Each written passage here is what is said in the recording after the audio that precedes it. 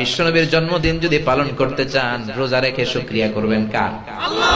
কিন্তু আমরা রোজা রাখি না, নবীর সুন্নাত মানলাম কই? বিশ্বনবীর জিজ্ঞেস করা হলো সুইলা আন ইয়াউমিল ইসনাইন, ও নবী সোমবারে রোজা রাখেন কেন? বিশ্বনবী বললেন ফিহি উলিদতু, সোমবারে আমি জন্মগ্রহণ করেছি তাই শুকরিয়া স্বরূপ রোজা রাখি।